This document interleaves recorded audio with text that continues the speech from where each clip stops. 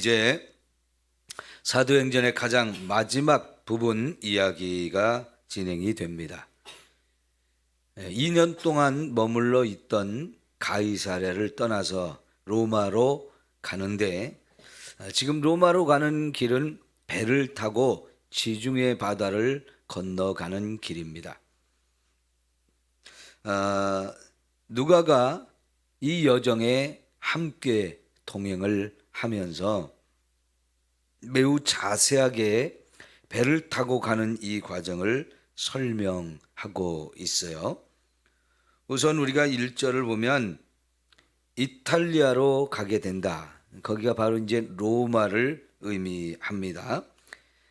거기로 가게 될 때 바울과 다른 죄수들 몇 사람을 함께 보내게 됐는데, 다른 죄수들은 바울과 같이 미결수인지는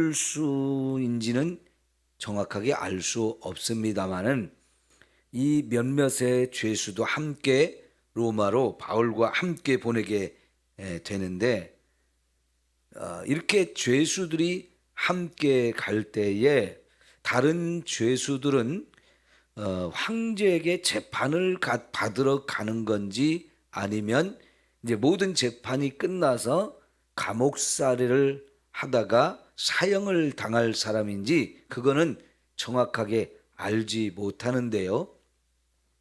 대부분의 이렇게 각 지역에서 로마로 이렇게 죄수들을 보내는 경우는 어떤 경우냐면, 로마에 경기장이 있습니다. 경기장.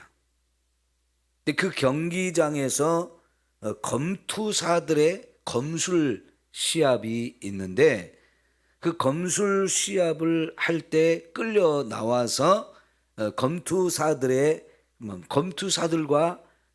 맞서 싸워서 죽기 아니면 살기로 싸우다가 지면 죽는 거고, 살면 남을 죽여야 살 수 있는 그런 경기들이 열리거든요.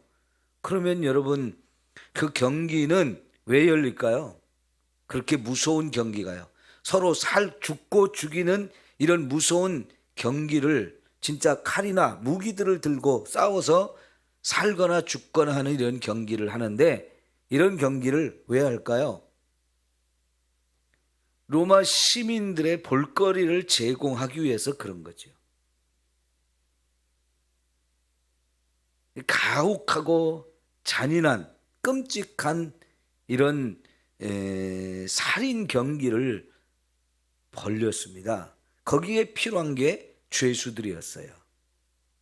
그러니까 아마 이 죄수들은 그런 경기장에 끌려가서 죽음을 당할 가능성이 많은 그런 죄수들인데, 감사하게도 바울은 아직 그럴 사람은 아니죠. 하나님께서 바울을 로마로 가서 복음을 전하게 하려고 지금 죄수가 아닌 죄수로, 이렇게 미결수니까요, 이렇게 가는 겁니다. 이미 가이사랴에서 죄가 없다는 것이 너무나 명백해서 석방해도 될 건데, 바울이 로마 황제 앞에 가서 재판을 받겠다고 상소를 했기 때문에 지금 죄수가 아닌 죄수로 이제 로마까지 가게 되는데, 어쩌면 로마에 가면 이 바울과 다른 죄수들의 운명은 너무나 달라질 거예요. 우리가 이제 28장의 마지막 부분에 가면, 바울은 로마로 갔을 때에 2년 동안 셋집을 얻고 그 셋집에 가택연금을 당해서 시간을 보내고, 거기서도 마음껏 복음을 전할 수 있게 되어지지 않습니까? 그러나 함께 갔던 다른 죄수들은 아마 로마까지 끌려가서 그 경기장에 끌려 나와서 거기서 경기를 하다 대부분 죽음을 당했을 가능성이 많습니다. 여러분, 세상에서 우리는 다 죄인이죠. 하나님 말씀으로 보면 우리는 다 죄인입니다.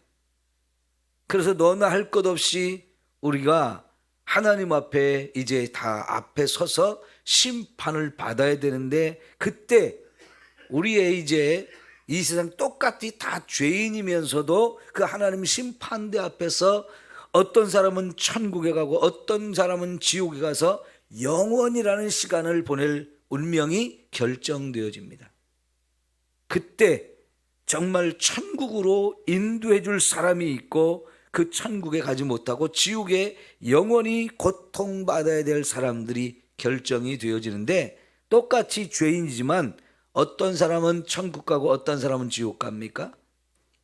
예수를 믿느냐 믿지 않느냐에 따라서 천국 갈 사람과 지옥 갈 사람이 그때 결정이 되어지는 거지요. 여러분, 바울도 죄수로 끌려갑니다. 그러나 로마에 도착하면 분명히 지금 우리는 결론을 알고 있잖아요. 죄가 없다는 것이 결론이 나고, 그래서 저희 재판을 받기 전까지도 그냥 셋집에 가택연금을 당한 정도로 이제 구금이 되면서 자유를 그 안에서 누리고 마음껏 복음을 전할 수 있게 되지요. 여러분, 저와 여러분이 이 땅에서 다 하나님 앞에 죄인이지만 예수를 믿으면서 그 죄를 해결받고 용서받는 이 은혜를 우리가 힘입게 된 거예요. 그러니까 이 땅에 살아도 감사한 것이고 죽는 것도 두렵지 않은 것이고 우리의 소망은 천국이죠. 이 소망을 가지고 살 수 있다는 거 너무너무 감사한 것이고요. 우리 인생의 결론이 천국에서 영원히 살 것이라는 이 확실한 보장을 우리가 지금 받아가지고 가는 거지요. 하루하루의 이 인생길이 그래서 우리는 감사한 겁니다. 자, 이제 바울이 이렇게 갈 때에 상당히 누가가 자세한 내용들을 기록하고 있는데, 바울과 죄수들을 로마까지 압송하는 군대가 동원이 되는데 그 군대 이름을 아구수도대 이렇게 표현했는데, 이 군대의 이름이 이렇게 소개되기는 하지만은 어떤 군대인지는 그 군대가 무슨 역할을 하는 군대인지는 알 수가 없습니다. 그리고 그 백부장은 율리오라는 사람이고 이 길을 함께 가는 동행자가 두 사람이 있는데 한 사람은 누가이고 또 한 사람은 아리스다고입니다. 이 누가와 아리스다고는 바울의 선교 여행에서 정말로 오랫동안 동행을 한 너무너무 귀한 동역자들이에요. 지금 이렇게 로마까지 가는 길에 이 사람들이 함께 가고 있다는 건 바울에게는 너무너무 큰 힘이고 위로가 되고 정말 많은 도움이 되어진 거죠. 특별히 누가 같은 사람은 의사였기 때문에 바울의 건강을 늘 옆에서 돌봐주는 역할을 하기도 하고, 또 이렇게 누가복음과 사도행전을 기록하는 이런 역할을 했으니 여러분, 이게 얼마나 귀한 역할을 한 사람입니까? 그리고 아리스다고도 바울의 3차 선교 여행에 많은 도움을 주고 함께 동행을 했고요. 또 골로새서나 빌레몬서, 데살로니가서 이런 여러 번의 편지를 직접 가지고 전달을 하는 역할을 하기도 했던 사람인데요. 그러니까 이 바울에게 있어서 아리스다고는 정말 동행자로서 동역하면서 많은 도움을 주었던 너무너무 귀한 사람들인데, 여러분, 여행을 할 때 가장 좋은 여행이 뭔지 아십니까? 마음이 잘 통하는 사람들과 함께 여행하는 것이 가장 재미있다고 그래요. 물론 여행지가 볼거리도 있고 먹을거리도 있고 여러 가지 사람을 즐겁게 하는 많은 그런 요소가 있지만은 아무리 그런 것이 좋아도요, 마음에 안 드는 사람하고 가면 그 여행은 진짜 재미가 없어요.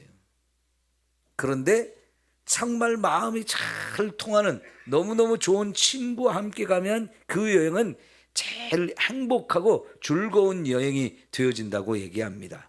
그러니까 한편으로 볼 때 바울이 로마까지 죄수로 가는 길이지만 이렇게 좋은 동역자들과 함께 가기 때문에 그 여행이 하나님의 은혜가 있고 행복할 수 있는 그런 여행이 되어질 수 있는 거지요. 여러분, 오늘 저와 여러분이 이 삼성교회에서 함께 모여서 우리가 신앙생활을 같이 한다는 거, 이 천국 가는 길에 너무너무 하나님이 큰 은혜요 축복을 우리에게 주신 겁니다. 이렇게 함께 한 교회 안에서 신앙생활하게 된 저와 여러분이 형제 자매로서 서로 사랑하면서 신앙생활을 한다는 거 너무너무 감사한 일이고 은혜요 축복입니다. 여러분, 특별히 이제 우리가 신앙생활을 할 때 성경에서 예수 그리스도를 믿고 구원받으라 이 이야기를 한 다음에 나머지는 다 뭡니까? 함께 신앙생활하는 사람들 간에 서로 사랑하면서 신앙생활을 하라는 거지요. 여러분, 우리가 신앙생활에 제일 중요한 것, 그건 사랑입니다. 왜냐하면 하나님 자신이 가장 큰 특징이 뭐냐면 사랑이거든요. 하나님은 사랑이다. 그래서 하나님이 사랑이기 때문에 저와 여러분에게 어마어마한 사랑을 쏟아 부어서 우리를 구원해 주셨습니다.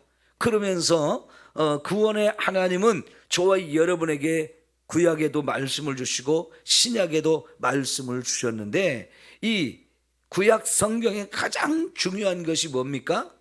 하나님을 사랑하고 이웃을 사랑하라는 말로 딱 정리가 될 수 있다라고 얘기하잖아요. 근데 똑같이 신약에서도 예수님이 돌아가시면서 마지막으로 주신 이 계명 중에 가장 중요한 계명이 내가 너희를 사랑한 것 같이 너희도 서로 사랑하라. 구약이나 신약이나 모든 이제 성경의 핵심은 사랑하라는 건데요.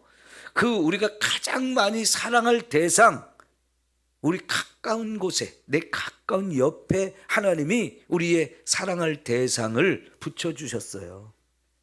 그게 가까이는 여러분 가정의 가족들이고요. 또 교회 오면 우리 함께 신앙생활하면서 천국까지 가야 될 믿음의 동역자들이거든요. 이 영적인 하나의 가족, 하나님의 가족으로서 우리가 정말로 사랑해야 된다는 것을 너무너무 강조해요. 그런 사랑할 대상을 우리에게 주시고 그렇게 사랑하면서 천국까지 함께 간다는 거, 이게 얼마나 감사한 일입니까? 우리 옆에 있는 우리의 신앙의 동역자들, 함께 가는 우리 신앙의 가족들, 여러분 너무너무 소중한 존재라는 걸 기억하시고 더 많이 우리 사랑하며 섬기며 살아야 할 줄 믿습니다. 여러분, 예수를 믿고 우리가 변화되어야 할 것 중에 가장 또 중요한 것이 뭐냐면 이기적인 삶이 이타적인 삶으로 바뀌어지는 거예요. 나 중심적인, 지극히 나 중심적인 우리의 이 삶이 나를 벗어나서 남을 사랑하는 것, 내 이웃을 사랑하는 이 이타적인 삶으로 우리의 삶이 바뀌어지는 거, 이게 너무너무 중요한 일이거든요. 우리 각자가 돌아보면서 다 이기적인 마음이 있지만 이 이기적인 마음을 넘어서서 여러분 이타적인 이런 삶을 살아가는 저와 여러분이 되어지기를 축원합니다. 자, 그래서 이제 로마까지 갈 배가 결정이 되었는데, 우선 2절에 보면 아시아 해변 각처로 가려 하는 아드라무떼노 배에 우리가 올랐다 그랬어요. 요 배 이름까지 소개해요. 아드라무떼노라고 하는 이름을 가진 배였는데요. 이 배는 우리식으로 쉽게 제가 표현을 하면 완행열차, 완행 시내버스 이런 것처럼 생각하면 돼요. 정거장마다 다 서는 거야. 지금 이 배가 해변 각처로 간다고 그랬잖아요. 그러니까 이 배는 멀리 바다로 나가서 이렇게 가는 배가 아니고, 바다로 가기는 가지만 해안 가까이에서 다음 항구 계속 이렇게 해변의 각처의 해변을 돌면서 가는 그런 완행선과 같다고 보시면 되겠습니다. 그러니까 이 배는 천천히 가는 배예요. 이 배는 로마까지 죄수들만 이 압송하는 그런 용도가 아니고 국제 무역선입니다. 근데 그 무역선 중에서도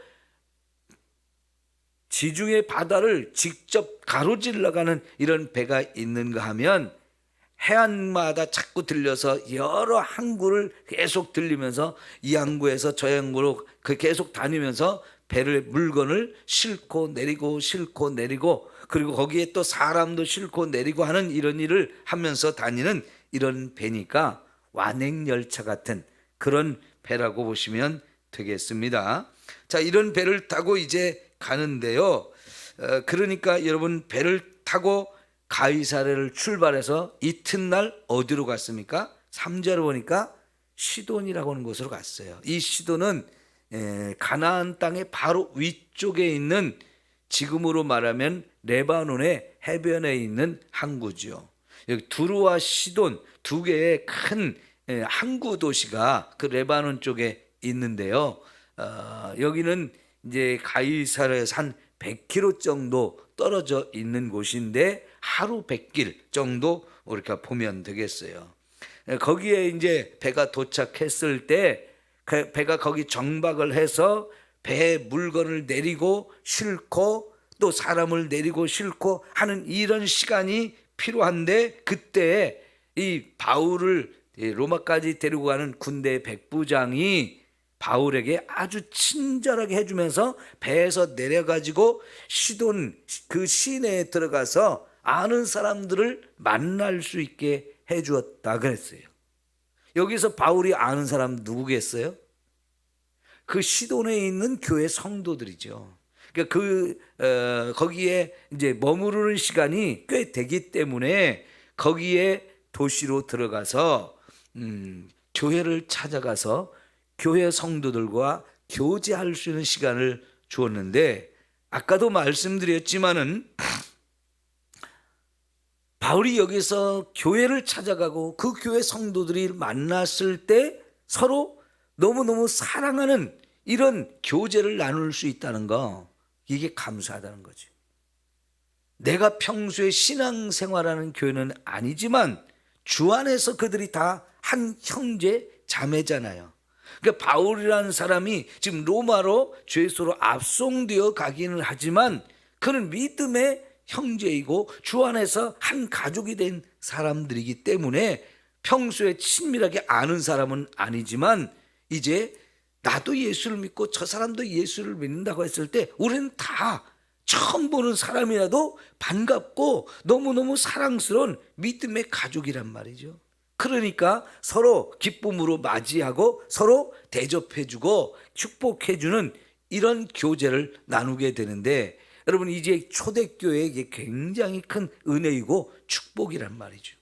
서로 대접하기를 잘하라고 하는 이런 가르침들이 상당히 많이 나오는데요.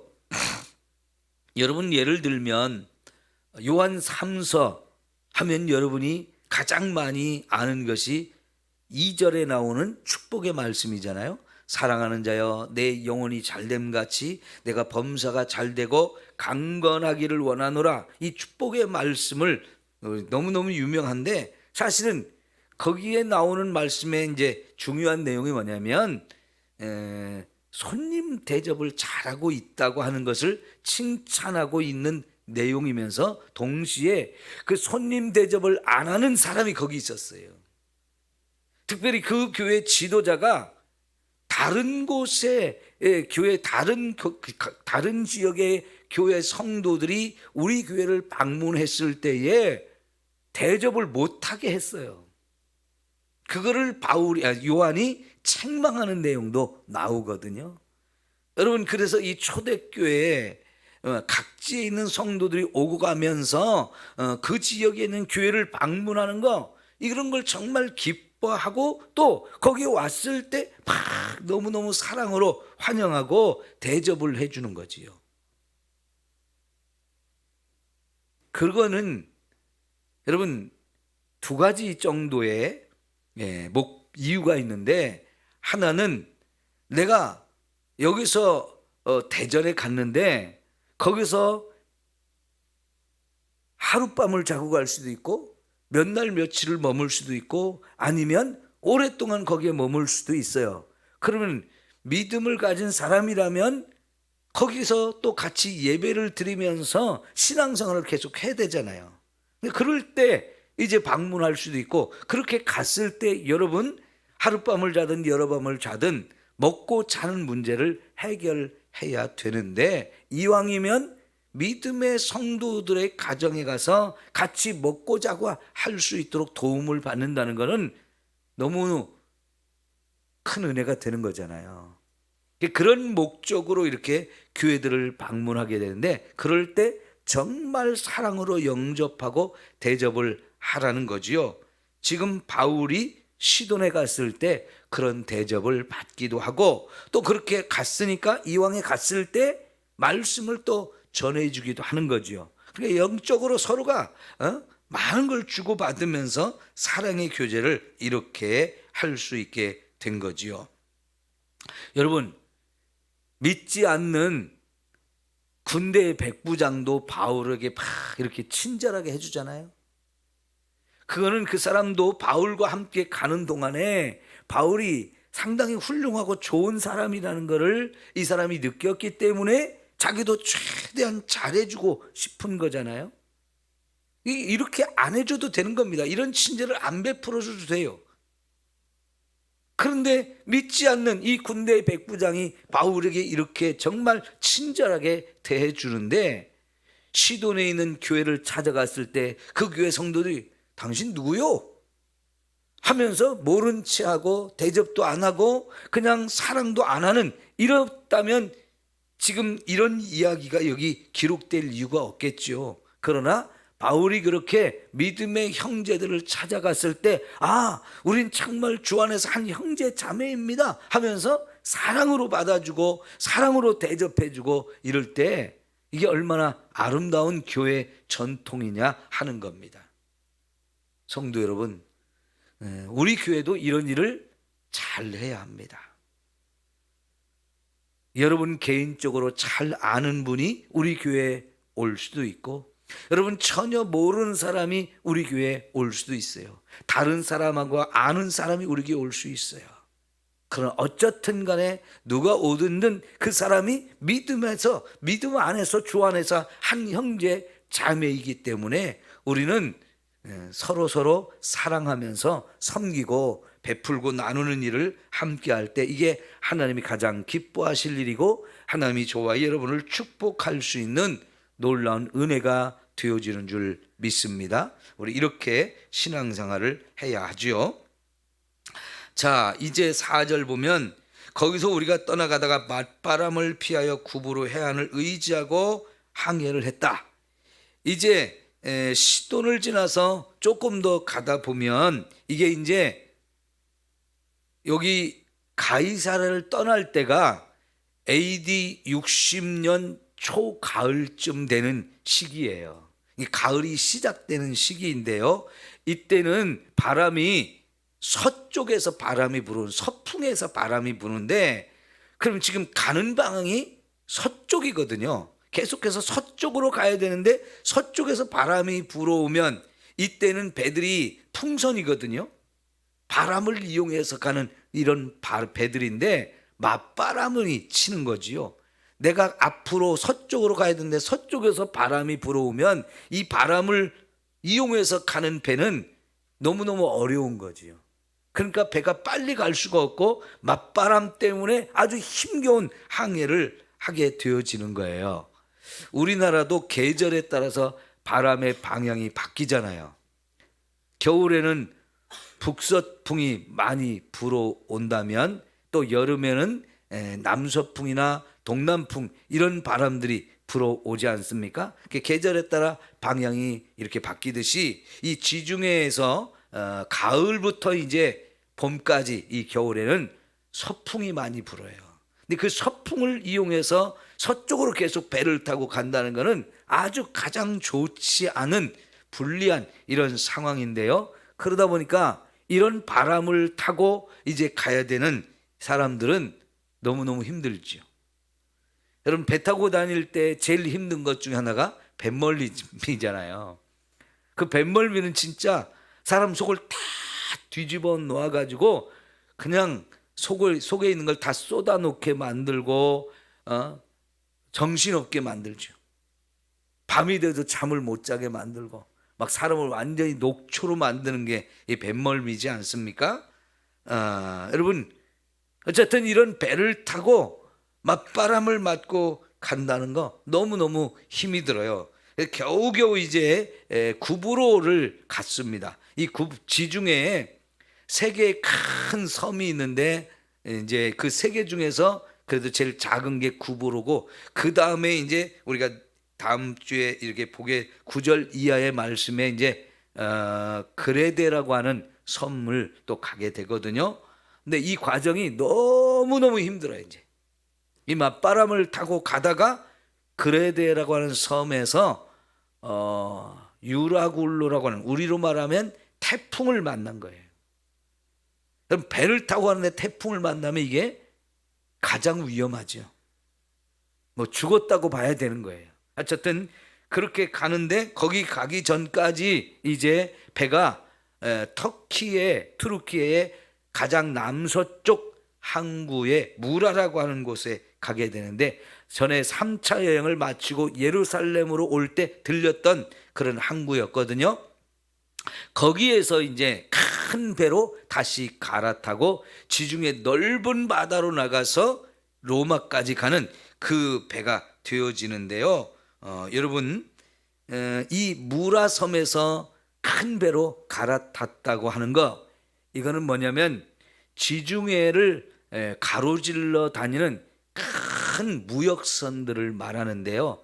이때 당시에 이 이집트의 알렉산드리아 항구에서 로마까지 곡식을 실어 나르는 배가 가장 많았어요.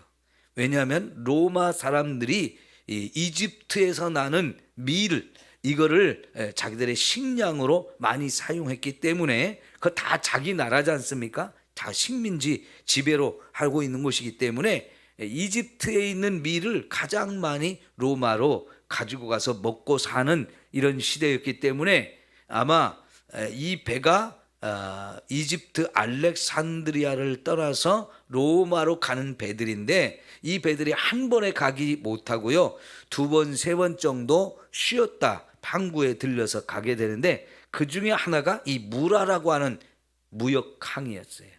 거기서 이제 지금까지 가이사르에서 출발했던 배를 내려서 더 큰 배로 갈아타고 이제 진짜 지중해 넓은 바다로 가게 되어지지요.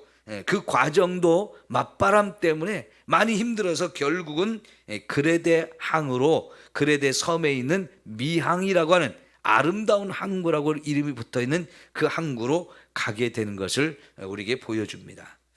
이렇게 해서 이제 로마까지 가는 여정들이 나오는데, 오늘은 여기까지 보지만 9절 이하에 이 배를 타고 가다가 엄청난 태풍을 만나서 죽을 고생을 해요. 그 이야기는 이제 다음 주 월요일 날 보도록 하겠습니다. 자, 오늘 여기까지 보고 기도합니다.